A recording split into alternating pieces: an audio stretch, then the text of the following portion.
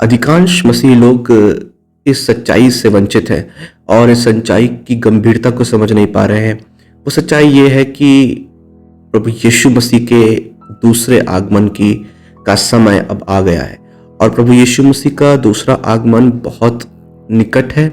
और जिस प्रकार आप इस पृथ्वी पर और आसपास अपने देखेंगे तो प्रभु यीशु मसीह के वचन के अनुसार समस्याओं का आरंभ हो चुका है।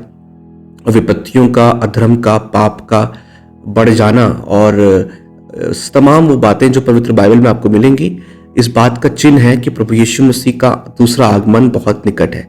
लेकिन अधिकांश मसीही लोग जो कलीसियाओं में पाए जाते हैं इस बात पर गंभीर नहीं है कि प्रभु यीशु मसीह के आने का समय बहुत नज़दीक है।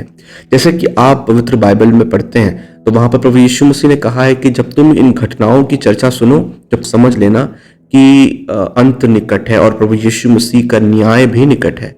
और जैसा कि आप इस बात पर गौर करेंगे तो मैं आपको सच्चाई इसलिए बता रहा हूं क्योंकि अधिकांश मसीह इस बात पर विश्वास नहीं करते हैं। यदि विश्वास करते भी हैं तो वो उसको ठट्टों में ले जाते हैं। लेकिन परमेश्वर का वचन इस बात को कहता है कि अंत के दिन में ऐसा होगा।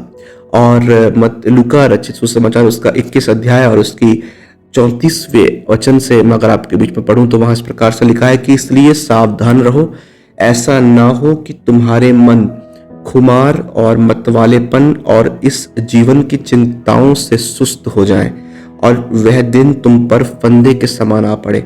यहाँ पर परमेश्वर का वचन जो है साफ बताता है कि आज ऐसा समय आ गया है कि मनुष्य के पास पवित्र बाइबल पढ़ने का भी समय नहीं है। हम इतने व्यस्त हो चुके हैं अपने जीवन में, अपने काम में, अपनी इच्छाओं में, अपनी अभिलाषाओं में या किसी भी कारण से हम चाहे इतने व्यस्त हो गए हैं कि हमारे पास परमेश्वर का वचन पढ़ने का भी समय नहीं है, हमारे पास प्रार्थना करने का भी समय नहीं है, हमारे पास इतना भी समय नहीं है कि हम अपने प्रभु के साथ समय बिता सकें, हम अपने प्रभु के साथ बैठकर अपने दिन भर की बात अपने प्रभु से कर सकें।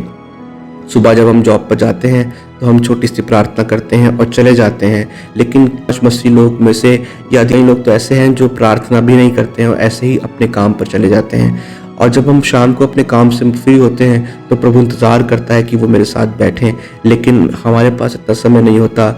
हम थके होते हैं और हम इस प्रकार की चिंताओं से भरे हुए हैं कि हमारा प्रार्थना करने का भी दिल नहीं करता है, हमारा वचन पढ़ने का भी मन नहीं करता है और बाइबल भी हम नहीं पढ़ पाते, हम उपवास भी नहीं कर पाते, हम आराधना भी नहीं कर पाते। हम सिर्फ रविवार को चर्च जाते हैं, लेकिन सिर्फ रविवार को चर्च जाना ही मेरे प्रियो उपाय नहीं है। रविवार को चर्च जाना ही काफ़ी नहीं है। शैतान चाहता है कि आप इन अंत के दिनों में इतने व्यस्त हो जाएं कि आप प्रभु का वचन ना पढ़ें, आप प्रभु के साथ समय ना बिताएं। मैं आपको ये सच्चाई इसलिए बता रहा हूँ क्योंकि मैं चाहता हूँ कि आप अपना समय प्रभु के साथ व्यतीत करें, क्योंकि इन अंत के दिनों में ये व्यस्तता, ये बिजीनेस इतनी बढ़ रही है और इतनी बढ़ जाएगी आने वाले समय में कि आप इस बात को सोचकर परेशान हो जाएंगे कि आपने कितने समय से प्रार्थना नहीं करी है।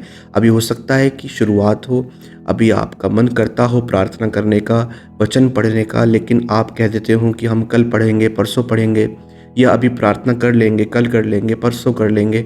लेकिन मेरे प्रियो, एक ऐसा समय ना आ जाए, कहीं ऐसा वक्त ना आ जाए कि आप प्रार्थना करे हुए आपको महीनों बीत जाएं, सदियों बीत जाएं, सालों बीत जाएं। कहीं ऐसा ना हो कि आप प्रभु के वचन से, प्रभु की उपस्थिति से, प्रभु की प्रेजेंस से, आप प्रभु की आराधना महिमा से कहीं इतने दूर ना हो जाएं कि आप प्रभु से कहीं दूर ना हो जाएं। क्योंकि इन अंत के समय में जब प्रभु यीशु मसीह का आना, दूसरी बार आना बहुत निकट है, मेरे और आपके लिए सबसे ज़रूरी बात यह है कि मैं प्रार्थना में पाया जाऊं, मैं उपवास रखता हुआ पाया जाऊं, मैं वर्शिप करता हुआ पाया जाऊं और मैं प्रभु के करीब पाया जाऊं। क्योंकि शैतान का ज़ोर जो है, शैतान जो है वो हमें और आपको नहीं चाहता कि हम स्वर्ग जाएं, और ये नर्क और स्वर्ग के बीच का युद्ध है। और शैतान नहीं चाहता कि हम प्रभु के करीब आएं, इसलिए वह और मुझे और आपको इतना व्यस्त कर रहा है कि हम प्रार्थना भी नहीं कर सकते। जब तक हम प्रार्थना कर रहे हैं, वचन पढ़ रहे हैं, प्रभु के साथ संगति में हैं, और यदि हम व्यस्त भी हैं उसके बाद, तो प्रभु जानता है और प्रभु जो है उसमें हमारी मदद करता है। लेकिन यदि हम व्यस्तता के कारण अपने किसी काम के कारण, यदि किसी इच्छाओं के कारण, अभिलाषाओं के कारण, यदि हम अपने किसी भी चीज़ के कारण अगर हम प्रभु से दूर जा रहे हैं, अगर हम व्यस्तता में जा रहे हैं, यदि इतने दूर हो गए हैं कि हम आपके पास समय नहीं है प्रार्थना करने का, तो मेरे प्रियो ये आपके लिए ये हो सकता है एक चेतावनी भी हो सकता है ये आपके लिए एक मुश्किल की बात हो सकता है ये आपके लिए एक डर की बात भी हो सकती है। आपको अपने आप को परमेश्वर के साथ जोड़ना है, वचन के आधार पर, वचन के साथ आप जुड़े रहें। समय निकालिए प्रभु के लिए, प्रार्थना में बैठिए, वचन पढ़िए, उपवास कीजिए। कहीं ऐसा ना हो कि शैतान आपको प्रभु की उपस्थिति से दूर कर दे, क्योंकि इन अंत के समय में जो व्यक्ति प्रार्थना में होगा, जो व्यक्ति प्रभु के साथ होगा, वो ही प्रभु के राज्य में प्रवेश करेगा, वो ही प्रभु के साथ सुकूनत करेगा। इसलिए प्रभु का वचन कहता है कि जागते रहो और प्रार्थना करते रहो कि तुम परीक्षा में ना पड़ो। प्रभु आप सबको बहुत आशीष दे। जब आप इस संदेश को सुन रहे हैं, जब आप इस बात को सुन रहे हैं, तो मेरा ये विश्वास है कि आप अपने मन में इस बात को कह रहे होंगे कि मैं अब प्रभु से प्रार्थना करूँगा। हो सकता है मैंने अपना समय किसी खराब बातों में बर्बाद कर दिया हो, लेकिन अब मैं प्रार्थना करूँगा, अब मैं वचन पढ़ूँगा। यदि आप इस बात को कह रहे हैं, तो मेरे प्रियो, परमेश्वर आपको इस संदेश के द्वारा छू रहा है, परमेश्वर आपसे बात कर रहा है।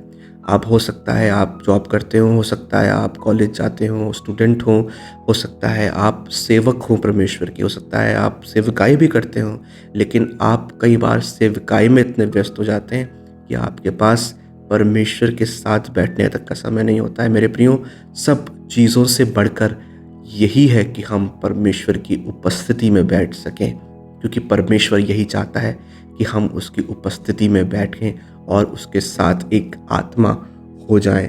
प्रभु का वचन इसी प्रकार से मुझे और आपको कहता है। लूका रचित सुसमाचार 21 अध्याय और उसके 36वें पद में लिखा है, इसलिए जागते रहो और हर समय प्रार्थना करते रहो कि तुम इन सब आने वाली घटनाओं से बचने और मनुष्य के पुत्र के सामने खड़े होने के योग्य बन सको। परमेश्वर का वचन यहाँ पे स्पष्ट कहता है कि प्रभु यीशु मसीह के सामने हम तभी खड़े हो पाएंगे जब हमारा कुछ संबंध होगा प्रभु यीशु मसीह के साथ, पिता के साथ, पवित्र आत्मा के साथ, और संबंध ही हमें प्रभु के सामने खड़े होने योग्य ठहराएगा। और संबंध कैसे बनता है? संबंध बनता है प्रार्थना करके, वचन में ध्यान लगाकर, परमेश्वर के साथ समय बिताकर। इन अंत के दिनों में आप अपने आप को तैयार करें, अपने आप को मजबूत करें, अपने आप को परमेश्वर के साथ रखें। सिर्फ रविवार चर्च जाने वाले मसीही ना बने, पर हर दिन उस हमारे प्रभु यीशु मसीह के साथ जिएं। मैं उम्मीद करता हूँ कि इस संदेश के द्वारा आपको बहुत आशीष मिली होगी और आपने बहुत कुछ सीखा होगा।